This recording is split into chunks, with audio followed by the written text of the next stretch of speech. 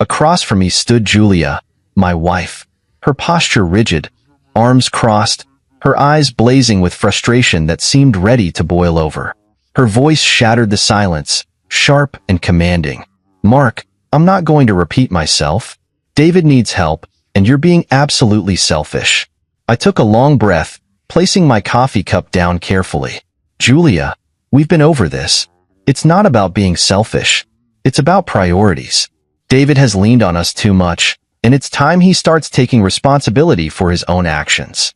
Julia's jaw tightened, her lips pressed into a thin line. "He's my brother," she snapped, her tone rising. "Family supports family. That's what we vowed when we got married. Family also learns to stand on their own 2 feet, I countered, my voice calm but firm. I wasn't trying to escalate things, but I couldn't back down either. We've bailed David out of more situations than I can count. He has to learn to handle his problems without dragging us down with him." Julia stepped closer, the chair across from me squealing as she pulled it out and sat down abruptly. Her face was set like stone, her piercing gaze locking onto mine. "You don't get it, do you?" she said, her voice low but trembling with barely restrained anger. "You've never had siblings, so you can't understand. You don't know what it means to be there for someone, no matter what." Her words stung, but I forced myself to remain composed. "You're right, Julia. I don't have siblings," I said evenly. "But that doesn't mean I don't understand responsibility. And right now, my responsibility is to us, to our finances, to our future. I can't keep giving when it's clear David has no intention of changing." The silence that followed was suffocating. I could see the fury building behind her eyes, her hands gripping the edge of the table as though holding herself back. Then, without warning, she grabbed her coffee cup and hurled its contents at me. Time seemed to slow. The dark liquid arched through the air, and before I could react, it hit me full in the face. The scalding heat seared my skin, and I gasped, the shock hitting me harder than the pain. The mug clattered onto the table, its sharp sound echoing in the otherwise silent kitchen. For a moment, all I could do was sit there, stunned. My face burned, my shirt was soaked, and my hands trembled slightly as I reached for a napkin to dab at the stinging liquid. Julia stood frozen, her own expression a mix of anger and something that looked almost like regret, but it was fleeting. Her lips parted as though she wanted to say something, but she didn't. Finally, I broke the silence. "What the hell, Julia?" My voice was low, quiet even, but the weight of my disbelief carried more force than if I'd shouted. "You pushed me, Mark," she said, her tone defensive, though there was a hint of unease in her voice. "I didn't mean." "No," I cut her off, standing slowly. "You meant it. You were angry, and you meant every bit of this." I gestured to my soaked shirt and reddened skin. "This isn't just about David. This is about control. About you thinking you can manipulate me into doing what you want, no matter how it affects me, or us." Julia's expression hardened again, the moment of hesitation gone. "You're being dramatic," she said, waving her hand dismissively. "It's just coffee. You're acting like I threw something at me." I interrupted. "Because that's exactly what you did, Julia, and don't you dare minimize it." For the first time, I saw something shift in her expression. Not guilt, not apology, something closer to defiance. "If you just agreed to help David, none of this would have happened," she said, her voice rising again. "This is on you, Mark." I stared at her, my mind racing. Was this who she had always been? Had I ignored the signs, written off the red flags as stress or passion or love? Or had things changed so gradually that I didn't notice until now? "I think we're done here," I said finally, my voice flat. "I need some air." Without waiting for a response, I turned and walked out of the kitchen. The morning sunlight, once so inviting, now felt like a cruel mockery of what should have been. As I headed for the bathroom to wash the coffee from my face, one thought echoed in my mind. This isn't just about breakfast. This is about everything. I stood in the bathroom, staring into the mirror as cold water ran over my face. My skin still tingled where the coffee had burned, the redness a stark reminder of what had just happened. It wasn't just the physical sting that lingered. It was the deeper realization that something fundamental in my marriage had cracked, maybe beyond repair. I shut off the tap and leaned heavily on the sink, letting the water drip from my chin. My reflection stared back at me, tired and worn, with dark circles under my eyes that hadn't been there a few years ago. How had I gotten here? When had Julia become someone who could throw coffee in my face during an argument? Or maybe the real question was, when did I stop recognizing the woman I married? As the cool air from the vent hit my damp skin, memories began to swirl in my mind. I remembered our early days, Julia and I laughing over burnt dinners in our first tiny apartment, staying up late talking about our dreams, her teasing me about my obsession with organizing the spice rack. Those moments seemed so far away now, like they belonged to a different lifetime. Back then, we were a team. We had each other's backs, no matter what. But somewhere along the line, things had changed. Julia had changed. Or maybe I had changed, and I just hadn't realized it until now. I thought about David, her brother. He had always been a source of tension between us. From the beginning, Julia had insisted that helping him was part of being a family. I'd agreed at first, loaning him money here and there, covering his rent once or twice. But the requests never stopped, and they were never small.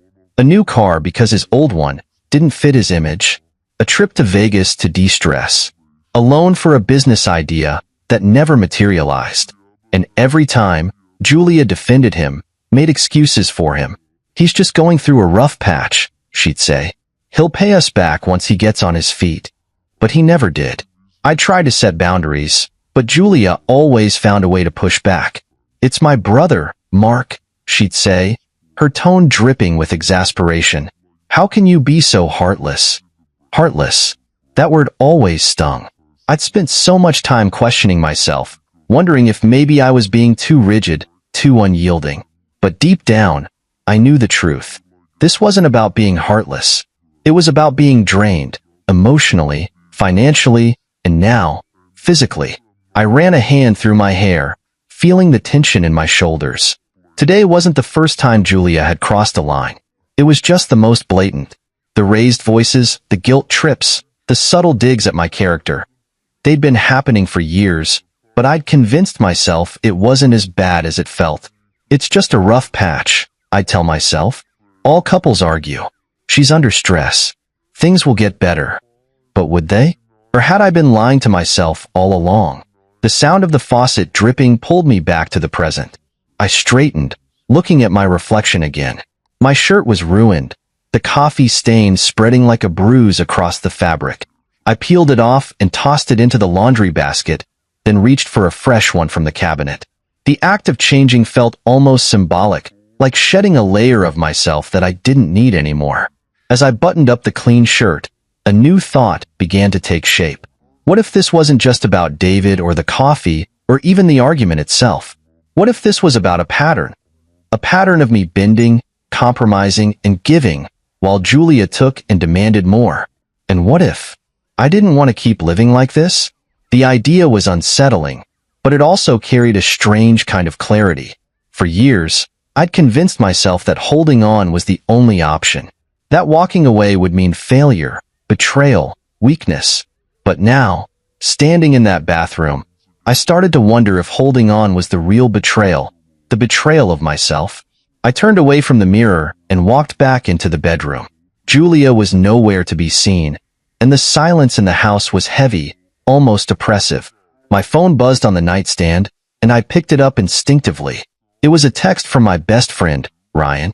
We hadn't talked much in the past year. Julia never liked him, said he was a bad influence. But now, seeing his name on the screen, I felt an overwhelming urge to respond. I typed out a quick message. Hey, you busy?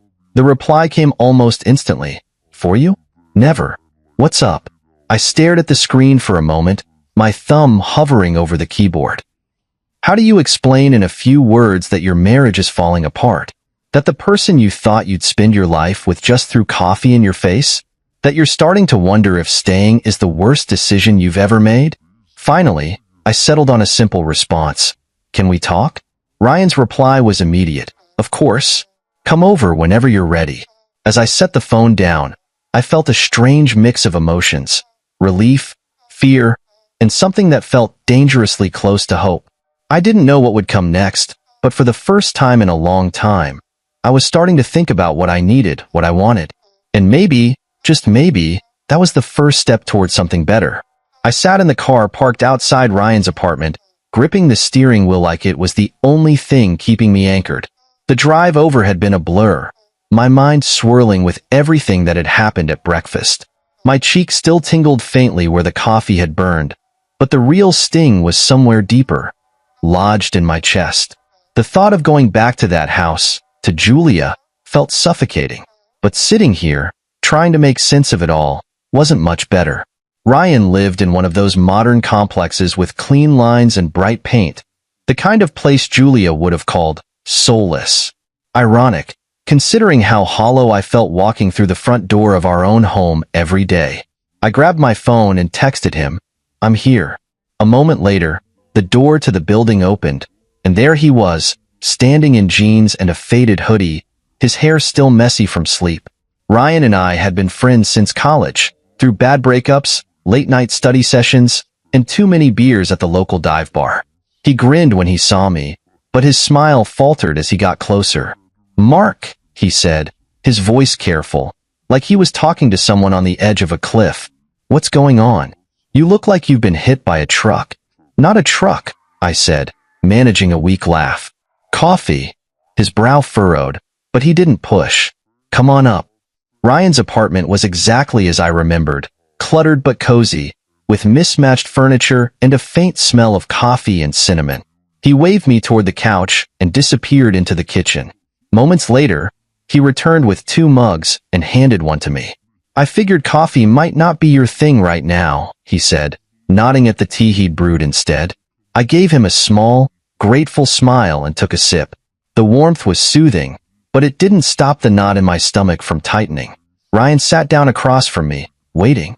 He always knew when to stay quiet, which was probably why we'd stayed friends for so long. "It's Julia," I said finally, my voice sounding foreign in the quiet room. "This morning, she threw coffee in my face." Ryan's eyes widened, but he didn't interrupt. I took another sip of tea, the words tumbling out in a rush. I told him about the argument, about David's constant demands, about Julia's refusal to set boundaries. And then, finally, about the moment she snapped and threw her coffee at me. "She said it was my fault," I said, my voice shaking slightly, "that if I'd just done what she wanted, it wouldn't have happened." Ryan leaned back in his chair, his expression dark. "That's not okay, Mark. I don't care what the argument was about. That's not okay." I nodded, swallowing hard. "I know, but I hesitated, the words catching in my throat. "I don't know what to do, Ryan. This isn't the first time we fought like this. It's not even the worst fight we've had. But it feels different now, like something broke, and I can't put it back together." Ryan watched me for a long moment, his expression unreadable. Finally, he leaned forward, resting his elbows on his knees. "Look, I'm not going to tell you what to do, but you've been unhappy for a long time, Mark. Every time we talk, you tell me about another fight, another argument, another way Julia's made you feel like crap. And every time, you say the same thing, it'll get better. But it hasn't, has it?" I shook my head, staring down at the tea in my hands. "No, it hasn't." "So maybe," he said carefully, "it's time to stop waiting for it to get better. Maybe it's time to start thinking about what's best for you." The words hit me like a punch to the gut. I'd spent so much time trying to fix things, trying to make Julia happy, trying to hold everything together. I hadn't stopped to think about what I wanted, or needed, in years. "I don't even know where to start," I admitted, my voice barely above a whisper. Ryan nodded, his expression softening. "That's okay. You don't have to figure it all out right now. Just take it one step at a time." "First step? Don't go back to that house tonight." I looked up at him, startled. "What?" "Stay here," he said simply. "At least for tonight. Give yourself some space to think without her breathing down your neck." The thought of staying away from the house, even for one night, felt both terrifying and like a relief I didn't know I needed. "Are you sure? I don't want to impose." Ryan rolled his eyes. "You're not imposing. Besides, I've got beer in the fridge and a couch that's way comfier than it looks. What more do you need? For the first time all day, I felt a small flicker of hope. Maybe he was right. Maybe I didn't have to have all the answers right now. Maybe the first step was just stepping away. Okay, I said finally, setting the tea down on the coffee table. Okay, I'll stay. Ryan grinned, clapping me on the shoulder. Good. Now let's order some pizza, watch something stupid on TV, and not think about your crazy wife for a few hours. I laughed, the sound shaky but real. For the first time in what felt like forever, I didn't feel so alone. The road ahead was still unclear, but at least I wasn't walking it by myself. And for now, that was enough. The morning light filtered through the blinds in Ryan's living room, casting long shadows across the mismatched furniture. I had barely slept, the couch proving far less comfortable than Ryan had promised. But it wasn't the lumpy cushions or the unfamiliar surroundings that kept me awake. It was the realization that my life, as I knew it, was unraveling. I stared at the ceiling, listening to the faint sounds of traffic outside. Ryan's snores echoed from his bedroom, a strangely comforting reminder that someone was close by. I hadn't told him everything yet. I'd skirted around the bigger issues, kept the ugliest parts of my marriage hidden even from myself. But after last night's conversation, I knew I couldn't avoid the truth much longer. By the time Ryan shuffled into the living room, rubbing the sleep from his eyes, I was already nursing a second cup of coffee. He raised an eyebrow at me, his messy hair and faded t-shirt a stark contrast to my tense, polished appearance. "You're up early," he said, heading to the kitchen. "Or did you even sleep?" "Not much," I admitted, staring into my mug. "Too much on my mind." Ryan returned with his own coffee, sinking into the armchair across from me. He didn't say anything, just watched me with that patient, knowing expression he always had when he knew I was about to crack. And crack I did. "I don't know what to do," I said, my voice breaking slightly. "I don't even know where to start." Ryan leaned forward, resting his elbows on his knees. "Start by telling me everything," he said simply. "No holding back." I hesitated, the words caught in my throat, but then they started spilling out, faster than I could control. I told him about the years of arguments, the constant guilt trips, the way Julia always seemed to twist every situation to make me feel like the bad guy. I told him about David and his endless demands, about how I tried to set boundaries only to have them ignored. And finally, I told him about yesterday morning, the coffee, the accusations, the look in Julia's eyes when she realized what she'd done. Ryan didn't interrupt, didn't try to offer solutions or platitudes. He just listened, his expression growing darker with every word. By the time I finished, I felt like I'd been wrung out. Every ounce of anger and frustration poured into the space between us. "Mark," he said finally, his voice low and steady, "this isn't just a rough patch. This is abuse." The word hit me like a slap. Abuse. I'd avoided calling it that, convinced that what I was going through wasn't bad enough to warrant the label. But hearing Ryan say it out loud, with such certainty, made me realize that I'd been lying to myself for years. "I don't know what to do," I said again, my voice barely above a whisper. Ryan sat back, crossing his arms over his chest. "You don't have to have all the answers right now, but the first step? You need help, real help. A lawyer, maybe even a therapist. Someone who can help you figure out how to get out of this." I nodded slowly, the weight of his words sinking in. "A lawyer sounds expensive." Ryan smirked. "Lucky for you. I know a guy. Well, more like a friend of a guy. But he's good. Handles stuff like this all the time. I'll give him a call." "Are you sure? I don't want to waste his time." "Mark, this isn't wasting anyone's time. You've been dealing with this crap for years.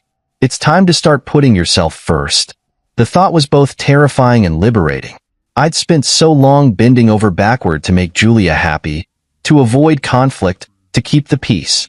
The idea of putting myself first felt almost selfish. But maybe Ryan was right. Maybe it wasn't selfish, it was necessary. "Okay," I said finally. "Call him." Ryan grinned, pulling out his phone. "You won't regret this." As he stepped out onto the balcony to make the call, I leaned back on the couch, letting out a shaky breath. For the first time in years, I felt a tiny flicker of hope. It wasn't much, but it was enough to keep me going. When Ryan returned, he was grinning. "Good news. He can see you tomorrow morning. I'll go with you if you want." I nodded, grateful for the offer.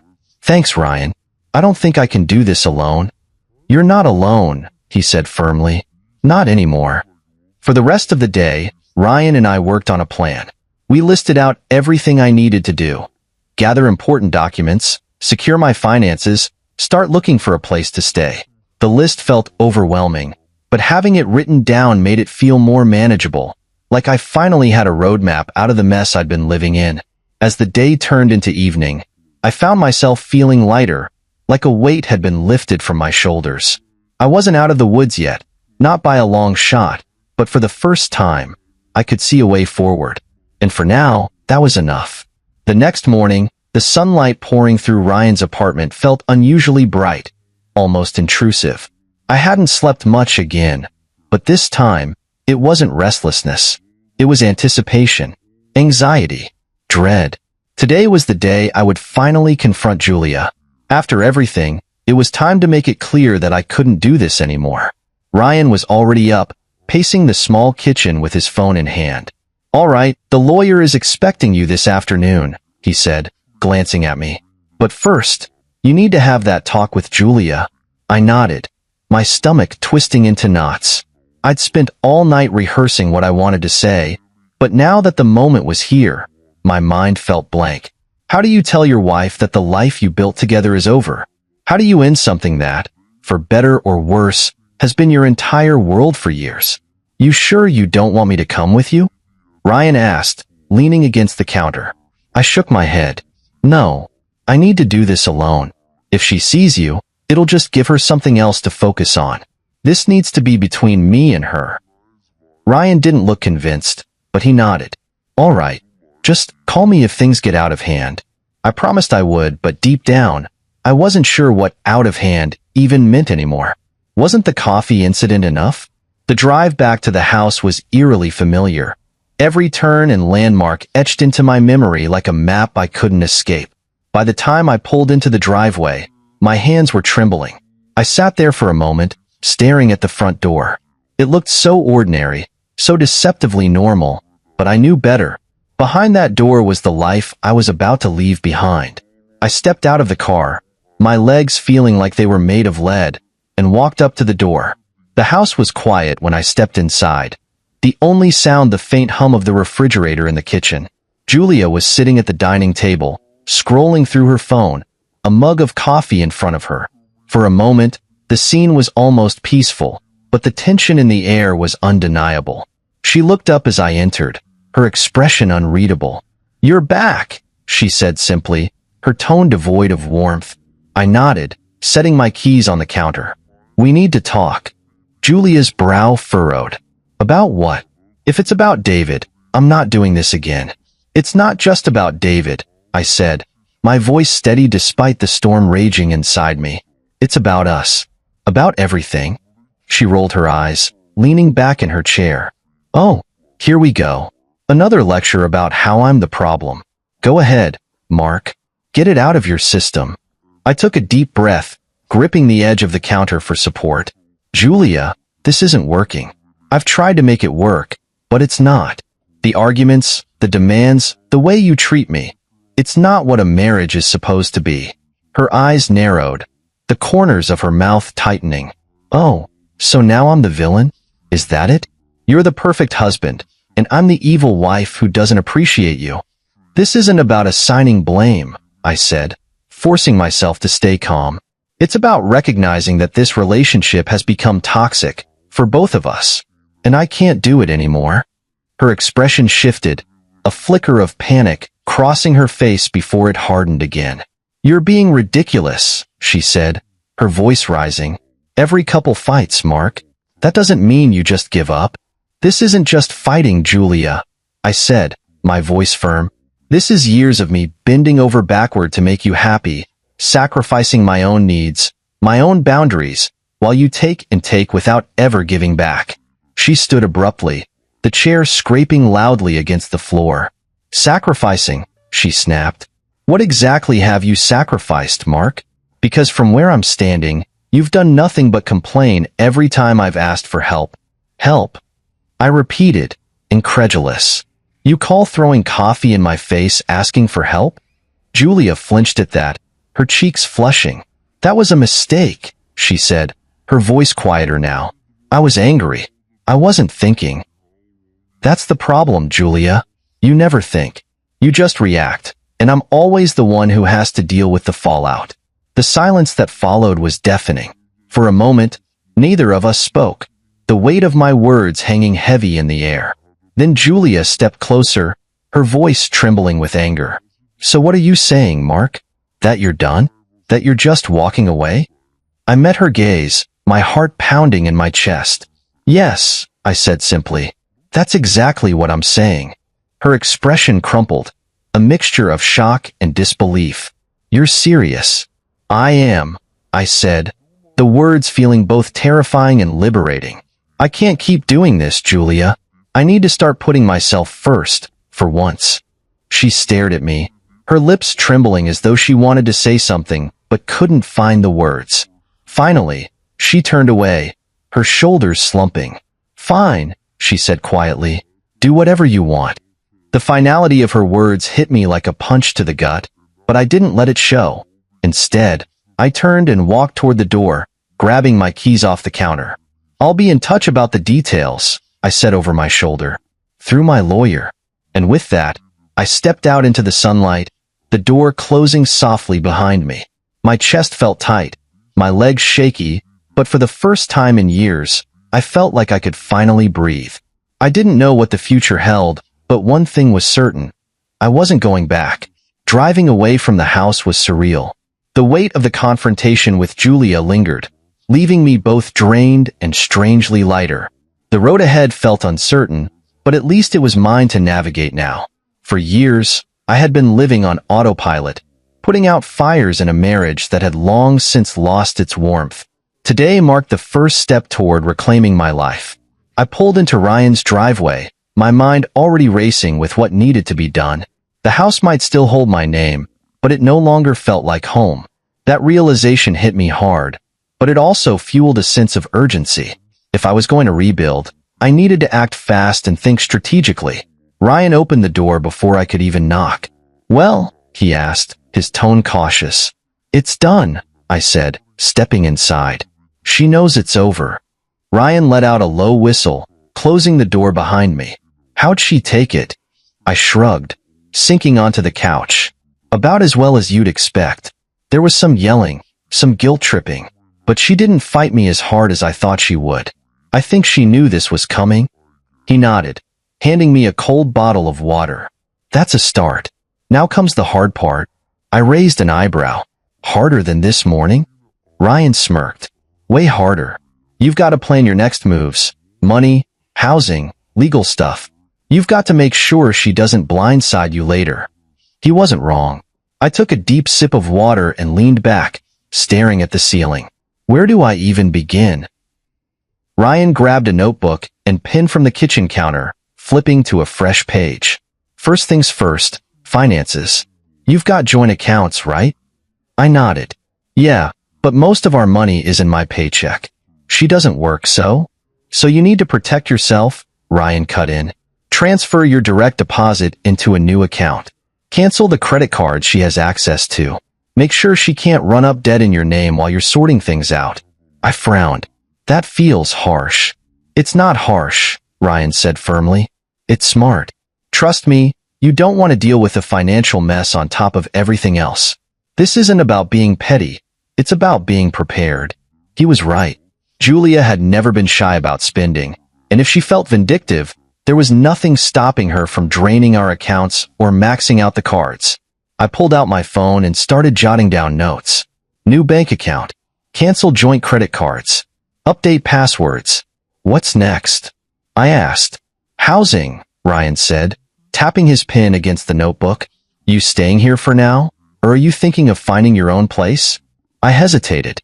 The thought of staying with Ryan indefinitely didn't sit right with me. I didn't want to overstay my welcome, but finding a new place felt overwhelming, especially when I wasn't sure what my financial situation would look like after the divorce. Here for now, I said finally, but I'll start looking for something small. An apartment, maybe? Ryan nodded. Good call. In the meantime, make a list of things you'll need from the house. Clothes, important documents, anything you don't want to lose. I winced at the thought of going back there, but he was right again. There were things I couldn't leave behind. My passport, birth certificate, insurance documents, and a few personal items, like the watch my dad gave me before he passed. I'll figure that out, I said, scribbling another note. Legal stuff, Ryan continued. You've got the meeting with the lawyer this afternoon, right?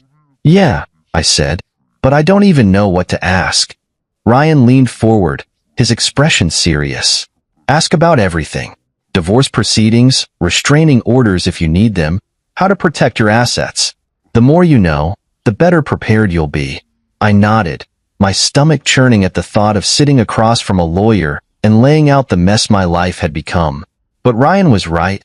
This was about taking control, even if it meant facing some uncomfortable truths. What about work? He asked, glancing at me. You taking time off, or are you going back? I hesitated. My job was a lifeline, both financially and emotionally, but I couldn't imagine walking into the office and pretending everything was fine. I'll go back, I said finally, but maybe not this week. I need a few days to figure things out. Ryan grinned. You're doing good, man. This is the hardest part, but you're handling it. I let out a short laugh.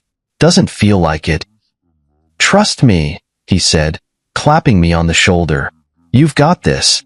The rest of the morning was a blur of phone calls and emails. I opened a new bank account, canceled the joint credit cards, and updated the passwords on everything from my email to my online banking.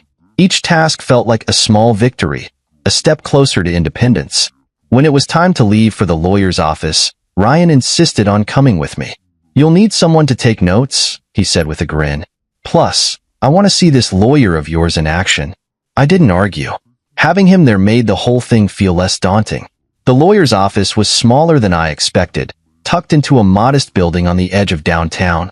The receptionist greeted us warmly, and within minutes, we were sitting across from a man who looked every bit the part of a no-nonsense attorney. Mr. Peters, he said, extending a hand, I've been briefed on your situation. Let's talk about how we're going to protect you. For the next hour, we went over everything, finances, assets, what to expect in the divorce process. He was thorough and direct, laying out a clear plan for the months ahead. By the time we left, I felt a strange sense of relief. It wasn't over yet, not by a long shot, but for the first time, I felt like I had a fighting chance. As Ryan and I walked back to the car, he clapped me on the back. See? You're handling this like a pro. I managed a small smile. One step at a time. One step at a time, he agreed. And you're not alone. I nodded, gripping the keys in my hand. It was a long road ahead, but for the first time in years, I felt like I was finally moving in the right direction. The drive back to Ryan's place after meeting with the lawyer felt like a strange mix of accomplishment and dread. I had taken tangible steps forward, canceling joint accounts, securing legal representation, but the confrontation with Julia loomed heavy in my mind. I knew she wouldn't take my departure lying down, and I had no illusions that things would somehow remain civil. Julia didn't lose gracefully. As I pulled into Ryan's driveway, my phone buzzed on the passenger seat. I glanced down to see Julia's name flashing on the screen. My chest tightened as I debated whether to answer. Ignoring her would only make things worse, but I wasn't ready for another shouting match. With a sigh, I picked up and put the phone to my ear. What is it, Julia? I asked, keeping my tone as neutral as possible. Her voice came through sharp and accusatory. Where the hell are you, Mark? I came home, and you're just gone? What's this about lawyers and canceled cards? Are you really doing this? Yes, Julia, I said firmly. I'm doing this. I told you this morning. I'm done. Done? She spat, her tone incredulous. You don't just get to decide you're done. We're married, Mark. You don't get to walk away like this. I do, Julia, I said, my voice steady but exhausted. I do get to walk away.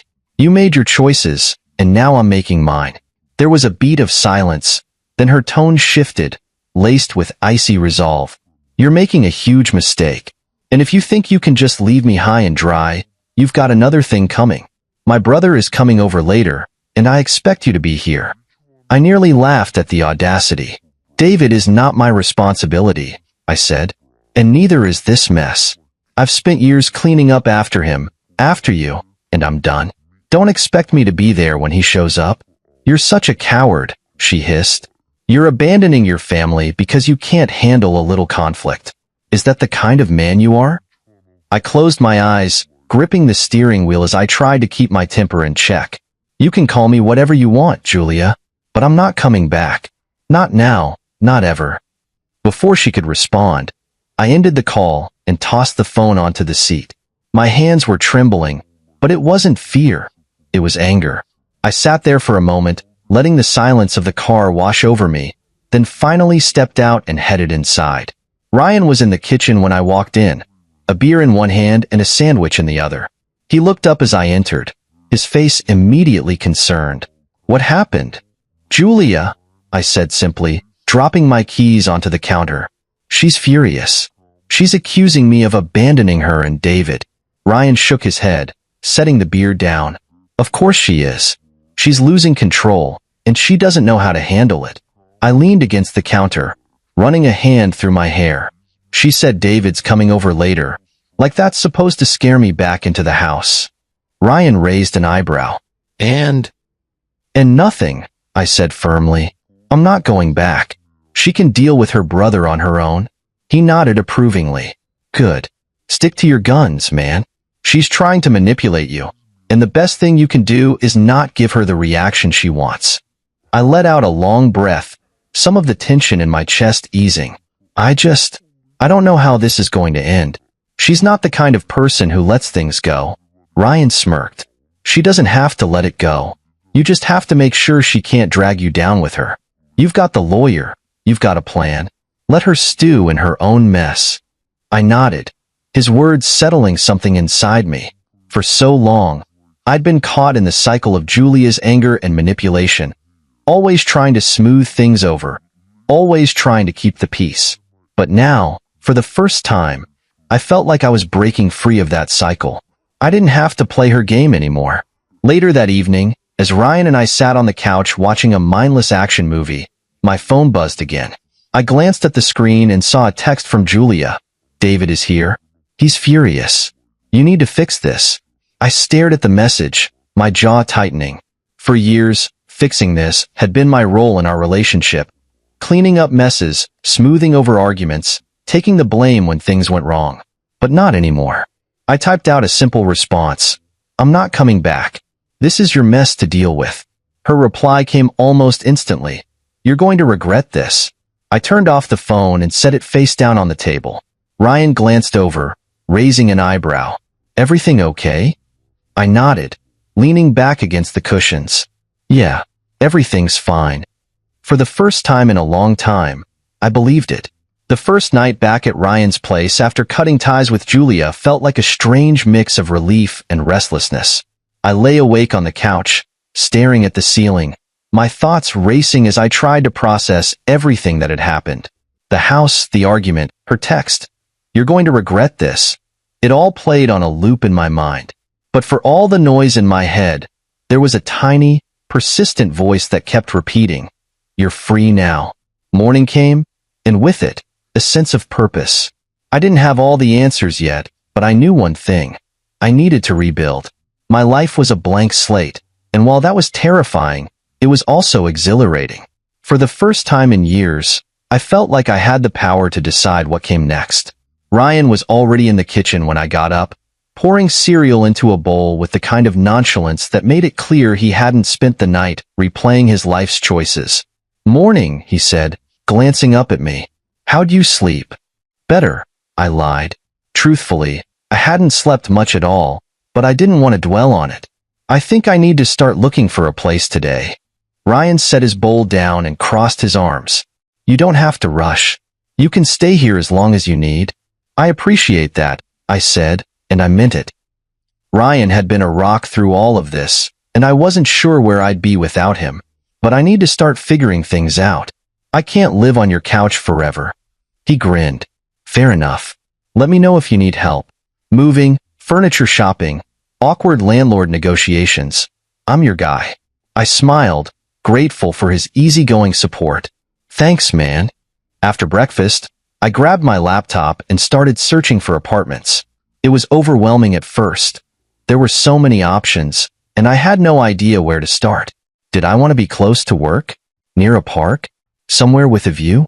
I realized I hadn't thought about what I wanted in a long time. Most of my decisions over the past few years had revolved around Julia, her preferences, her needs, her demands. The realization was sobering. I decided to narrow it down to the essentials: affordable, safe, and within a reasonable distance from work. The rest could come later. After a couple of hours, I found a promising lead: a small one-bedroom apartment in a quiet neighborhood. It wasn't fancy, but it looked clean and well-maintained, and the rent was within my budget. I called the landlord, a pleasant-sounding woman named Mrs. Turner, and arranged to see the place that afternoon. As I hung up, I felt a strange mix of anxiety and excitement. This was happening. I was really doing this. Mrs. Turner met me at the apartment, a cheerful woman in her 60s with silver hair and a warm smile.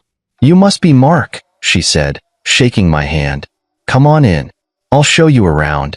The apartment was small but cozy, with hardwood floors and large windows that let in plenty of light. The kitchen was dated but functional, and the living room had just enough space for a couch and a TV. The bedroom was small but had a decent closet, and the bathroom, while basic, was clean.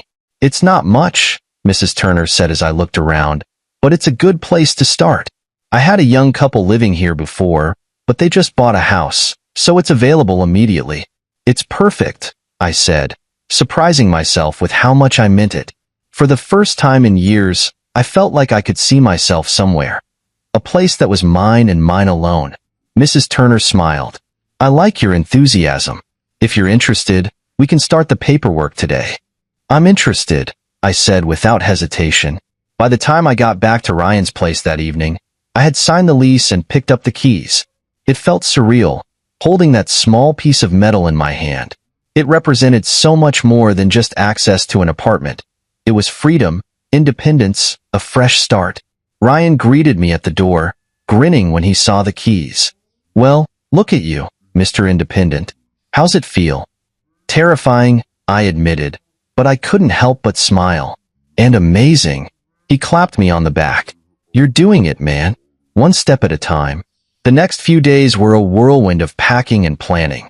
I made a list of things I needed to grab from the house: clothes, documents, a few personal items, and scheduled a time to pick them up when Julia wouldn't be there. It was awkward and uncomfortable, but I got through it without incident. Each item I packed into my car felt like reclaiming a piece of myself. When moving day arrived, Ryan and a few mutual friends helped me haul boxes and furniture into the new place. It was exhausting, but by the end of the day, I was surrounded by my belongings in a space that felt like the beginning of something new. That night, I sat on the floor of my empty living room, eating pizza and staring at the walls. The apartment was quiet, almost too quiet, but it didn't feel lonely. It felt peaceful. For the first time in years, I wasn't walking on eggshells or waiting for the next argument to erupt. The silence wasn't oppressive.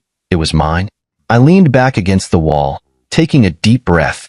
The road ahead was still uncertain, and there was a lot to figure out. But sitting there, surrounded by the bare bones of my new life, I felt something I hadn't felt in a long time: hope. The days following my move into the apartment felt like stepping into a new world. One where every decision, every corner of the space, and every silence was entirely mine. It wasn't just about unpacking boxes or arranging furniture. It was about rediscovering myself in ways I hadn't anticipated. The first morning in the new place was surreal. Sunlight streamed through the blinds, illuminating the hardwood floor and casting long shadows across the walls. There were no shouts from another room, no passive-aggressive comments lingering in the air, and no tension weighing me down. For the first time in years, I woke up without that familiar sense of dread. I made coffee and sat at the small table I'd found at a thrift store, staring out the window at the quiet street below. The neighborhood was peaceful, birds chirping, a jogger passing by, someone walking their dog. It was a far cry from the chaos I had left behind. As I sipped my coffee, I felt something I hadn't felt in a long time: contentment. The next few weeks were a whirlwind of adjustment and growth. I threw myself into creating a routine, something steady to ground me. Work became my anchor during the day, and in the evenings, I spent time organizing the apartment, making it my own. Each small act, hanging a picture, placing books on a shelf, buying a new rug, felt like a step toward reclaiming my independence. But the nights were the hardest. Without the distractions of work or unpacking, the silence could feel heavy, almost suffocating. Memories of Julia and the life we had built together would creep in, uninvited. I would sit on the couch, staring at old photos I hadn't yet been able to part with, and wonder how things had gone so wrong. There was grief there, mixed with anger and a strange sense of relief. I was mourning the life I thought I'd have, while also celebrating the chance to start over. One day, as I was unpacking a box labeled "Personal," I came across my old journal. I hadn't written in it in years. Julia always dismissed it as a waste of time. But holding it in my hands, flipping through the pages filled with my younger self's dreams and thoughts, something stirred inside me. I grabbed a pen, sat at my small desk, and started writing. At first, the words came haltingly. I wrote about the move, the apartment, the sheer exhaustion of starting over. But as I kept going, the floodgates opened. I wrote about Julia, the good times, the bad, the moments that made me realize I had to leave. I wrote about the years I had spent compromising, losing bits of myself in the process. And as the words spilled onto the page, I felt lighter, as though I was shedding the weight of the past. Reconnecting with old friends became another unexpected source of healing. Ryan had encouraged me to reach out to people I'd lost touch with, people Julia had pushed away or dismissed as bad influences. I started small, a text here, a coffee meetup there. Each conversation reminded me of the person I used to be before my life revolved around Julia and her demands. One particularly poignant meeting was with Sarah, an old colleague who had always been a supportive presence. Over coffee, I shared my story, something I hadn't done with many people yet. Her reaction was one of genuine concern and validation. "Mark," she said, her voice steady, "you're brave for walking away. Not everyone can do that. Give yourself credit for the strength it took." Her words stuck with me. For so long, I had seen leaving as a failure, an admission that I couldn't fix my marriage. But Sarah helped me reframe it. Leaving wasn't failure, it was survival. It was strength. As the weeks turned into months, the apartment began to feel like home. The walls, once bare, were now adorned with photos, artwork, and pieces that reflected who I was. Not who Julia expected me to be. I found joy in the small things. Cooking meals without criticism, reading late into the night, playing music as loud as I wanted. These weren't grand gestures, but they were mine, and that made them powerful. The most transformative moment came one rainy afternoon at the bookstore. I was browsing the fiction section when I came across a book I'd loved in college, The Awakening by Kate Chopin. I remembered how deeply Edna's story of self-discovery had resonated with me back then.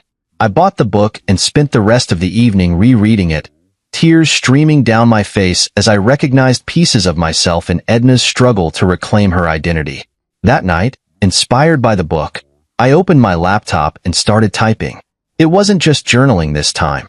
It was a story, one that mirrored my own journey but with fictional characters and a narrative arc. The words flowed easily, fueled by years of bottled-up thoughts and emotions. Writing became my escape, my therapy, my way of making sense of everything. By the time the divorce was finalized, I felt like a different person. The legal battles, though draining, had taught me resilience. I had faced Julia's accusations and manipulation head-on, with the support of my lawyer and friends, and I had come out stronger. On the day I received the final paperwork, I sat on the couch in my apartment, staring at the envelope in my hands. It was over. The chapter of my life that had been defined by Julia and her demands was officially closed. I wasn't just free of her. I was free to be myself. That evening, I made myself a simple dinner, poured a glass of wine, and sat at my desk to write. The story I was working on had grown into something larger, something that felt meaningful. It wasn't just about my experiences. It was about hope, resilience, and the power of choosing yourself. As I typed the final words of the chapter, I leaned back in my chair and smiled. The road ahead was still uncertain, but for the first time in years, I wasn't afraid of what was to come. This wasn't just a new chapter in my life. It was a whole new book, and I was finally holding the pen. I raised my glass in a quiet toast to the future, to the life I was building, and to the person I was becoming. For the first time in a long time, I felt like I was exactly where I was meant to be.